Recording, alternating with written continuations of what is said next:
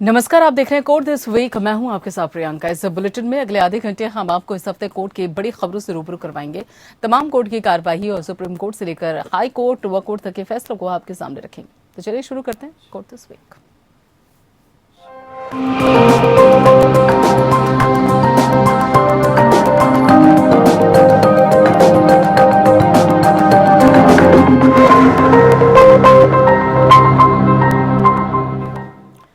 Supreme court 24 अगस्त को POCSO मामले में बॉम्बे हाईकोर्ट की नागपुर बेंच द्वारा पारित विवादास्पद फैसले के खिलाफ अटॉर्नी जनरल द्वारा दायर अपील पर फाइनल हियरिंग की। न्यायमूर्ति यूयू ललित और साथ ही न्यायमूर्ति अजय रस्तोगी की पीठ के सामने अटॉर्नी जनरल के वेणुगोपाल ने हाईकोर्ट के फैसले का विरोध करते हुए बॉम्बे हाईकोर्ट के फैसले को गलत बताया। सुप्रीम कोर्ट में अटॉर्नी जनरल ने ऐतराज जताते हुए कहा कि अगर त्वचा से त्वचा के संपर्क जरूरी है तो क्या दस्ताने पहनकर यौन शोषण करने वाले बरी होंगे।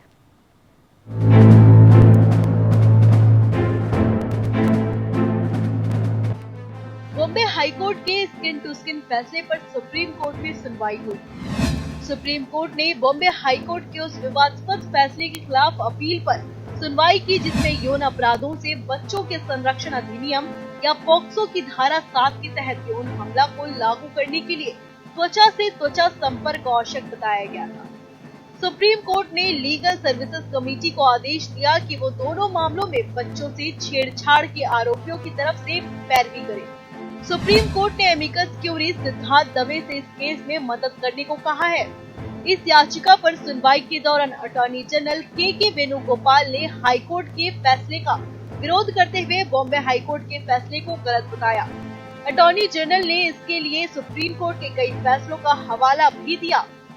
सुनवाई के दौरान अटॉर्नी जनरल के वेणुगोपाल ने अदालत में कहा कि अगर कल कोई व्यक्ति सर्जिकल दस्ताने की एक जोड़ी पहनता है और एक महिला की शरीर से छेड़छाड़ करता है तो उसे इस फैसले के अनुसार यौन उत्पीड़न के लिए दंडित नहीं किया जाएगा। बॉम्बे हाईकोर्ट का फैसला एक अपमानजनक मिसाल है। उन्होंने ये भी बताया कि पिछले एक साल में पॉक्सो अधिनियम के तहत 43,000 अपराध दर्ज किए गए हैं। सुप्रीम कोर्ट ने पाया कि बॉम्बे हाईकोर्ट के फैसले में शामिल दोनों मामलों के आरोपियों की ओर से अदालत में कोई पेश नहीं हुआ। जस्टिस यूयू ललित और जस्टिस अजय रस्तोगी की पीठ ने कहा कि नोटिस भेजने के बावजूद आरोपियों ने पक्ष नहीं रखा, इसलिए supreme court legal services committee उनकी पैरवी करे। वहीं महाराष्ट्र सरकार ने अटॉर्नी जनरल की दलीलों का समर्थन दिया। अब सुप्रीम कोर्ट 14 सितंबर को होने वाली अगली सुनवाई में आरोपियों का पक्ष सुनेगा। विवादास्पद फैसले देते हुए बॉम्बे हाईकोर्ट ने कहा था कि अपराध के लिए प्रदान की गई सजा की कड़ी प्रकृति को देखते हुए कड़े सबूत और गंभीर आरोपों की आवश्यकता है और अपराध के लिए सजा अपराध की गंभीरता के अनुपात में होनी चाहिए। शीर्ष अदालत ने इस साल 27 जनवरी को इस विवादास्पद फैसले पर उस वक्त रोक लगा दी थी जब वेणुगोपाल ने इसे बेहद परेशान करने वाला निष्कर्ष करार दिया था। अदालत अटॉर्नी जनरल के वेणुगोपाल, महाराष्ट्र राज्य राष्ट्रीय महिला आयोग NCW द्वारा दायर याचिकाओं पर सुनवाई कर रही थी। अब मामले की सुनवाई 14 सितंबर को होगी। Bureau report. सांसदों और विधायकों के खिलाफ आपराधिक मामले में सुनवाई तेज करने के मसले पर सुप्रीम कोर्ट में सुनवाई हुई। सुप्रीम कोर्ट ने सुस्त सुनवाई पर नाराजगी जाहिर की, लेकिन साथ में कहा है कि सुनवाई में तेजी की तो बात होती है लेकिन जजों की कमी भी तो है। पुलिस जांच एजेंसी और हाईकोर्ट के रवैये पर सुप्रीम कोर्ट ने तख्ती दिखाई और साथ ही न्याय मित्र विजय हंसारिया ने सुप्रीम कोर्ट को सुझाव दिया है कि शीर्ष अदालत के पूर्व न्यायाधीश या हाईकोर्ट के मुख्य न्यायाधीश की अध्यक्षता में एक निगरानी समिति गठित की जाए जो पूरी प्रक्रिया पर नजर रखे।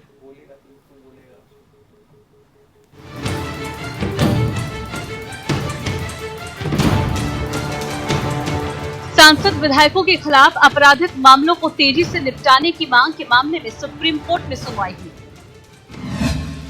सुप्रीम कोर्ट ने कहा कि हालांकि सांसदों और विधायकों के खिलाफ मामलों की सुनवाई में तेजी लाने के लिए निर्देश पारित किए जा सकते हैं, लेकिन न्यायाधीशों की कमी के कारण ऐसे निर्देशों को लागू करना आसान नहीं होगा।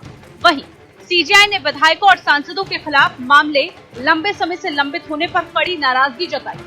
सीजेआई ने कहा हाईकोर्ट ने अधिकतर मामलों में रोक लगा रखी है, क्यों नहीं जांच एजेंसियां हाई कोर्ट से रोक हटाने की मांग करती या सुप्रीम कोर्ट का दरवाजा खटखटाती? सीजीआई ने नाराजगी जताते हुए कहा कि सांसदों विधायकों के खिलाफ लंबित आपराधिक मामलों में 10 से 15 साल से आरोप पत्र दाखिल करने का कोई कारण नहीं है। जांच लंबित रखने का कोई कारण नहीं है। मामलों में सिर्फ प्रॉपर्टी अटैच करने से कुछ नहीं होगा। सॉलिसिटर जनरल ने सीजीआई का समर्थन करते हुए बेंच को सुझाव देते हुए कहा कि आप सभी हाई कोर्ट से इन मामलों में तेजी लाने का निर्देश दे सकते हैं। इसके अलावा आप हाई कोर्ट प्रशासनिक निर्देश की बजाय आप न्यायिक निर्देश जारी कर सकते हैं। सीजीआई ने कहा कि हर जगह मैन पावर एक वास्तविक मुद्दा है। हमारी तरह जांच एजेंसियां भी इस समस्या से जूझ रही हैं। हर कोई मामलों की सीबीआई जांच चाहता है। वरिष्ठ वकील और न्याय मित्र विजय हंसारिया ने सुप्रीम कोर्ट को सुझाव दिया है कि शीर्ष अदालत के पूर्व न्यायाधीश या हाई कोर्ट के मुख्य न्यायाधीश की अध्यक्षता में एक निगरानी समिति गठित की जाए, जो सीबीआई और प्रवर्तन निदेशालय की ओर से मौजूदा और पूर्व सांसदों और विधायकों के खिलाफ दर्ज मामलों की जांच में देरी के कारणों का मूल्यांकन करेगी। शीर्ष अदालत ने कहा कि समिति में सीबीआई और ईडी के प्रमुख और गृह सचिव भी शामिल हो। समिति जांच को समय पर पूरा करने के लिए निर्देश जारी कर सकती है। हंसारिया ने अदालत को बताया कि देश भर की विशेष सीबीआई अदालतों में मौजूदा और पूर्व सांसदों और विधायकों के खिलाफ कुल 121 मामले लंबित हैं। 58 मामलों में आजीवन कारावास का प्रावधान है। हंसारिया ने शीर्ष अदालत को एक स्थिति रिपोर्ट में बताया है कि पूर्व और मौजूदा सांसदों व विधायकों के खिलाफ सीबीआई के 37 मामलों की जाँच अभी लंबित है। इसके अलावा अदालत के सामने 121 लंबित मामलों में से लगभग 1/3 मुकदमे बेहद धीमी गति से चल रहे हैं, क्योंकि उनमें आरोप अभी तक तय नहीं किए जा सके हैं, जबकि अपराध कई साल पहले हुए थे। न्याय मित्र ने कहा, यह रिपोर्ट 2016 में वकील अश्विनी कुमार उपाध्याय की ओर से दायर याचिका पर दाखिल की गई है। Bureau report, APN news. Supreme court ने पश्चिम बंगाल सरकार की कमेटी को चुनौती देने वाली याचिका पर नोटिस जारी किया है। साथ ही इस याचिका को मुख्य याचिकाओं के साथ सुनवाई के लिए जोड़ दिया। सीजेआई ने कहा कि सुप्रीम कोर्ट अगले हफ्ते पूरे मामले पर आदेश देगा और इस पर राज्य सरकार की तरफ से वरिष्ठ वकील अभिषेक मनु सिंघवी ने कोर्ट को आश्वस्त किया कि फिलहाल जांच आयोग अपनी कार्रवाई स्थगित रखेगा और राज्य सरकार की कमेटी मामले पर तब तक कोई एक्शन नहीं लेगी जब तक मामला सुप्रीम कोर्ट में लंबित है। साथ ही राज्य सरकार की तरफ से यह भी कहा गया है कि जब केंद्र ने इस मामले पर जांच नहीं की तब हमने मामले की जांच के लिए आयोग बनाया।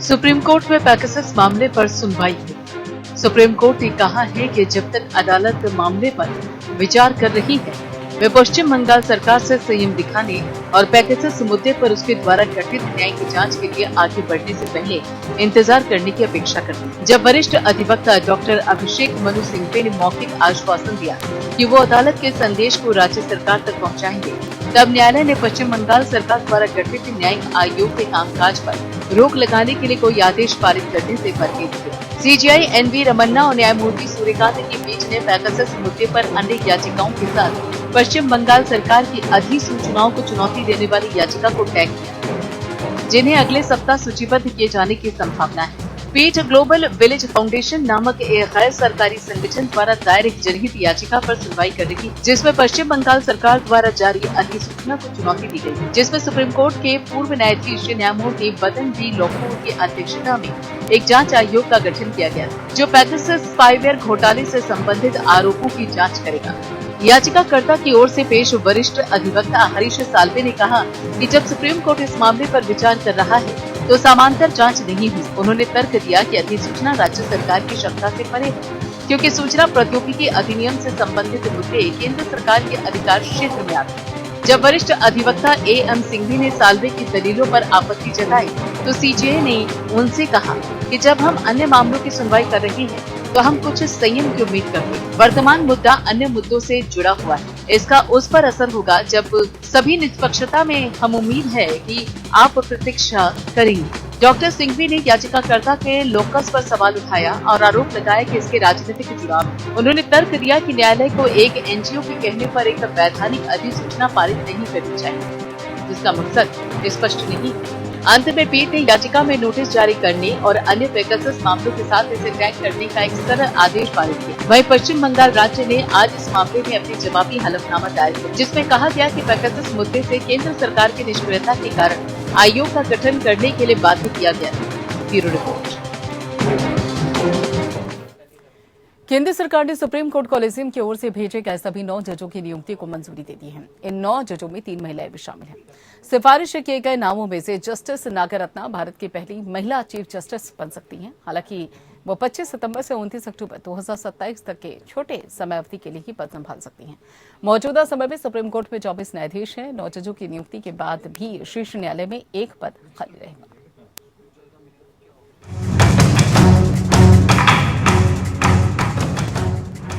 सुप्रीम कोर्ट में नियुक्ति के लिए कॉलेजियम की तरफ से भेजे गए सभी 9 नामों को केंद्र की मंजूरी मिल गई है। इन नामों में 3 महिला जज भी हैं, जिनके नाम जस्टिस हिमा कोहली, जस्टिस बीवी नागरत्ना और जस्टिस बेला त्रिवेदी हैं। Chief justice NV. रमन्ना की अध्यक्षता में कॉलेजियम की बैठक के बाद 9 जजों की नियुक्ति की सिफारिश केंद्र को भेजी गई। सुप्रीम कोर्ट में 9 जजों की होगी नियुक्ति।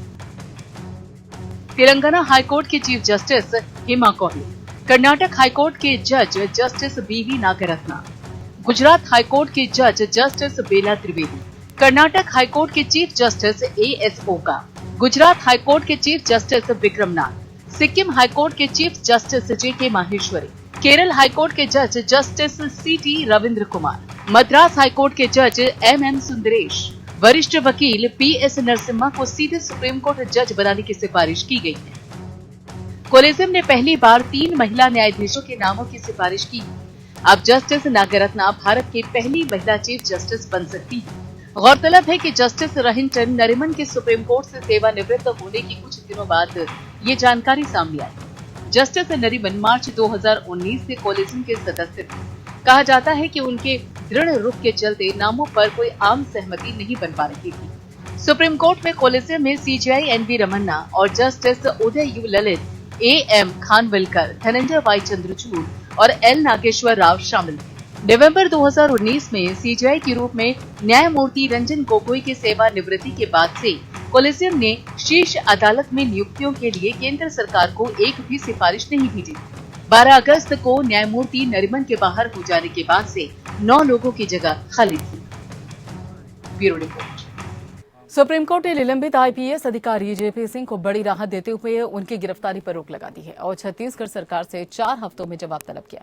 अधिकारी के खिलाफ छत्तीसगढ़ सरकार ने राजद्रोह और आय के ज्ञात स्रोतों से अधिक संपत्ति अर्जित करने के 2 आपराधिक मामले दर्ज कराए थे। वहीं सुनवाई के दौरान सुप्रीम कोर्ट ने टिप्पणी करते हुए कहा कि सरकार बदलने पर राजद्रोह के मामले दायर करना एक परेशान करने वाली प्रवृत्ति है। प्रधान न्यायाधीश N.V. रमन्ना और न्यायमूर्ति सूर्यकांत की पीठ ने राज्य पुलिस को इन मामलों में अपने निलंबित वरिष्ठ IPS अधिकारी गुरजिंदर पाल को गिरफ्तार नहीं करने का निर्देश दिया। पीठ ने सिंह को जांच में एजेंसीज के साथ सहयोग करने के भी निर्देश दिए। प्रधान न्यायाधीश N.V. रमन्ना की अध्यक्षता वाली पीठ ने छत्तीसगढ़ पुलिस को निर्देश दिया कि वे अपने ही निलंबित IPS अधिकारी गुरजिंदर पाल सिंह को गिरफ्तार न करें। हालांकि शीर्ष न्यायालय ने सिंह को भी ये निर्देश दिया है कि वो जांच में सहयोग करें। सत्ता बदलने के बाद राजद्रोह जैसे मामले दर्ज करने को सुप्रीम कोर्ट ने परेशान करने वाला चलन बनाया। इसके साथ ही सुप्रीम कोर्ट ने छत्तीसगढ़ पुलिस को निलंबित IPS अधिकारी को गिरफ्तार करने से भी रोक दिया। IPS अधिकारी के खिलाफ आय से अधिक संपत्ति के मामलों में छत्तीसगढ़ सरकार की ओर से राजद्रोह सहित 2 आपराधिक मामले दर्ज हैं।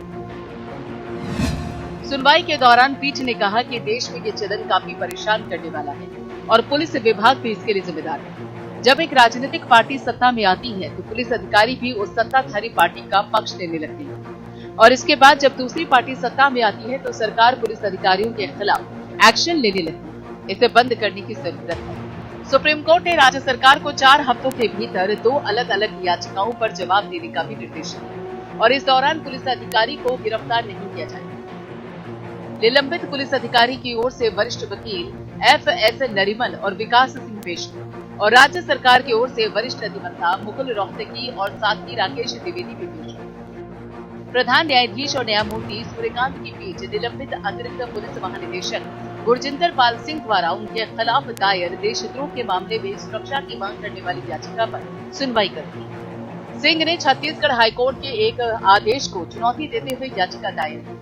याचिका में उनके खिलाफ दर्ज देशद्रोह की FIR को रद्द करने से इनकार कर दिया गया था। सुप्रीम कोर्ट ने सिंह की याचिका पर नोटिस जारी किया और उन्हें 4 सप्ताह के लिए गिरफ्तारी से अतिरिक्त संरक्षण दिया। पीठ के सदस्य जस्टिस सूर्यकांत ने राज्य सरकार को निर्देश दिया है कि वो अगले 4 हफ्तों में मामले को लेकर अपनी प्रतिक्रिया दी। अदालत ने ये भी कहा कि एफआईआर के एक अवलोकन से स्पष्ट था कि प्राथमिकी 8 जुलाई 2021 को दर्ज की गई और रिट याचिका 13 जुलाई 2021 को दर्ज की गई थी, इसलिए ये पिटीशन प्रीमेच्योर है। वरिष्ठ वकील FS नरीमन और विकास सिंह निलंबित IPS अधिकारी की ओर से कोर्ट में दलील दे रहे थे, जबकि सीनियर एडवोकेट मुकुल रोहतगी और राकेश द्विवेदी छत्तीसगढ़ सरकार की ओर से सिंह के खिलाफ कांग्रेस नेट छत्तीसगढ़ सरकार ने राजद्रोह सहित 2 केस दर्ज किए थे। Bureau report. यूनिटेक समूह के प्रमोटर संजय चंद्रा और उनके भाई अजय चंद्रा को तब तक जेल से बाहर नहीं आने दिया जाएगा जब तक कि विदेशों से कुछ पैसा वापस नहीं आ जाता। सुप्रीम कोर्ट ने ये टिप्पणी तब की जब वरिष्ठ अधिवक्ता विकास सिंह ने कहा कि संजय चंद्रा पिछले 4 साल से जेल में हैं और उन्हें अब जमानत दी जानी चाहिए। चंद्रा के वकील की एक दलील पर पीठ ने कहा कि आपके मुवक्किल को अच्छी तरह से पता है कि पैसा कहां है। यूनिटेक को लेकर ईडी ने सुप्रीम कोर्ट में हैरान करने वाला खुलासा किया है। दक्षिण दिल्ली में संस्थापकों का गुप्त अंडरग्राउंड ऑफिस मिला है और ईडी ने सुप्रीम कोर्ट को बताया कि यूनिटेक के पूर्व प्रमोटर संजय और अजय चंद्रा दोनों ने जेल से एक डमी डायरेक्टर को भी प्रभावित करने की कोशिश की। ईडी ने बताया कि दोनों जेल से ही काम कर रहे थे और इसके बाद यूनिटेक के दोनों प्रमोटर्स को तुरंत दिल्ली तिहाड़ जेल से हटाने का आदेश दिया गया है। कोर्ट ने दोनों को अलग अलग जेल में रखने के आदेश दिए।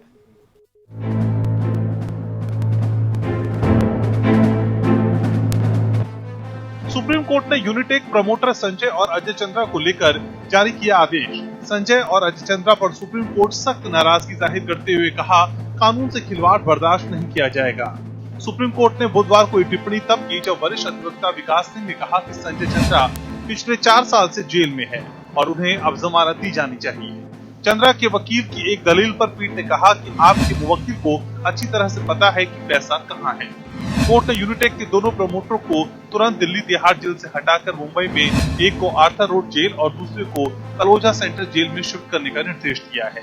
साथ ही कोर्ट ने कहा है कि इन दोनों को जेल में कोई भी अतिरिक्त सुविधा नहीं दी जाएगी। इसके अलावा कोर्ट ने दिल्ली पुलिस कमिश्नर से व्यक्तिगत रूप से मामले की जांच कर जेल अधिकारियों और कर्मचारियों की भूमिका तय कर इस मामले पर 4 हफ्ते में रिपोर्ट दाखिल करने के लिए कहा है। ईडी ने सुप्रीम कोर्ट को बताया कि अजय और संजय चंद्रा तिहाड़ जेल के भीतर से काम कर रहे हैं। इन दोनों ने दक्षिणी दिल्ली में एक स्थान पर गुप्त कार्यालय बनाया है। वहां जेल के भीतर से उन दोनों के निर्देश के आधार संपत्तियों को बेचा जा रहा है। इस मामले में ईडी ने इस साल 5 अप्रैल और 16 अगस्त को 2 स्टेटस रिपोर्ट दाखिल की थी। इसमें 16 अगस्त की स्टेटस रिपोर्ट में कहा गया था कि जेल परिसर को गैर कानूनी गतिविधियों के लिए इस्तेमाल किया गया और गवाहों को भी प्रभावित किया गया। फॉरेंसिक ऑडिट से पता चलता है कि समूह के प्रोमोटर्स ने घर खरीदारों और बैंक द्वारा कर्ज के तौर पर दिए गए हजारों करोड़ रुपए टैक्स हेवन देशों में भेज दिया है। सुप्रीम कोर्ट ने यूनिटेक समूह के नए प्रबंधन बोर्ड को 3 परिसंपत्ति पुनर्गठन कंपनियों ARC के साथ बातचीत करने की अनुमति प्रदान कर दी है। इन कंपनियों को 15,000 फ्लैट में से 8,000 फ्लैट परस्पर सहमति से तय बकाये के एक मुश्त भुगतान के लिए सौंपे गए थे। वर्तमान में 74 आवासीय और 10 व्यवसायिक निर्माणाधीन परियोजनाएं हैं, जिनमें 15,000 इकाइयों का कब्जा घर खरीदारों को देना है। Bureau report AP।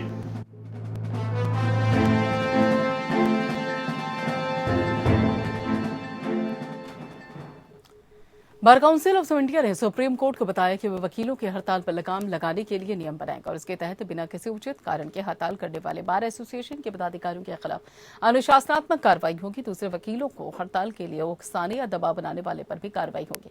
Bar council के इस जवाब पर संतोष जताते हुए सुप्रीम कोर्ट ने इस मामले की सुनवाई 3 हफ्ते तक के लिए स्थगित कर दी है और वैसे ये मामला उत्तराखंड से शुरू हुआ था और जहां हाई कोर्ट में याचिकाकर्ता ईश्वर शांडिल्य ने शिकायत की थी कि राज्य के 3 जिलों यानी कि देहरादून, उधम सिंह नगर और हरिद्वार के वकील जब इच्छा हो हड़ताल की घोषणा कर देते हैं।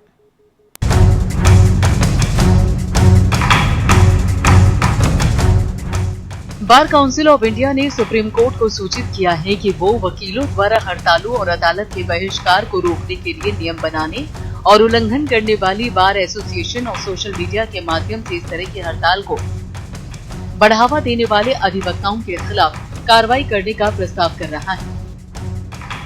न्यायमूर्ति DY चंद्रचूड़ और न्यायमूर्ति MR शाह की पीठ को BCI के अध्यक्ष वरिष्ठ अधिवक्ता मनन कुमार मिश्रा ने बताया कि उसने इस संबंध में सभी बार काउंसिल के साथ बैठक बुलाई है। पिछली बार पीठ ने वकीलों की हड़ताल के मुद्दे से निपटने के लिए BCI अध्यक्ष की मदद मांगी थी। पीठ इस मुद्दे से निपटने के लिए एक स्वतः संज्ञान मामले की सुनवाई कर रही थी। बीसीआई द्वारा व्यक्त किए गए रोक की सराहना करते हुए पीठ ने मामले के आगे की सुनवाई स्थगित कर दी, क्योंकि काउंसिल पहले ही मामले को रोक चुकी है। विचाराधीन नए संशोधनों ने बार काउंसिल के भाग 6 के अध्याय 2 में नए खंड जोड़े। ये खंड है 5 और खंड 5A। संशोधनों को 25 जून 2021 को आधिकारिक राजपत्र में अधिसूचित किया गया था। संशोधनों ने काफी हलचल मचाई थी, क्योंकि उसके अनुसार सार्वजनिक डोमेन पर किसी भी स्टेट बार काउंसिल या बार काउंसिल ऑफ इंडिया के किसी भी फैसले की आलोचना करना या उस पर हमला करना भी कदाचार के समान होगा, जो अयोग्यता या निलंबन को आकर्षित कर सकता है। संशोधनों को चुनौती देने वाली सर्वोच्च न्यायालय, केरल उच्च न्यायालय और हिमाचल प्रदेश उच्च न्यायालय के समक्ष याचिकाएं दायर करने के बाद संशोधित नियमों को स्थगित रखा गया था। 28 फरवरी 2020 को सर्वोच्च न्यायालय ने इस तथ्य को गंभीरता से लिया। न्यायालय के लगातार निर्णयों के बावजूद वकील बार एसोसिएशन हड़ताल पर चले जाने पर स्वतः संज्ञान लिया। बार काउंसिल ऑफ इंडिया और सभी राज्य बार काउंसिल की आगे की कार्रवाई का सुझाव देने और वकीलों द्वारा हड़ताल काम से दूर रहने की समस्या से निपटने के लिए ठोस सुझाव देना नोटिस जारी किया। न्यायालय जिला बार एसोसिएशन देहरादून द्वारा दायर एक अपील पर सुनवाई कर रहा था, जिसमें उत्तराखंड उच्च न्यायालय द्वारा अधिवक्ताओं द्वारा हड़ताल अदालतों का बहिष्कार करने के फैसले को अवैध बताया गया था। Bureau report. चलिए कोर्ट दिस वीक में फिलहाल इतना ही। बाकी खबरों के लिए जुड़े रहिए पिन के साथ।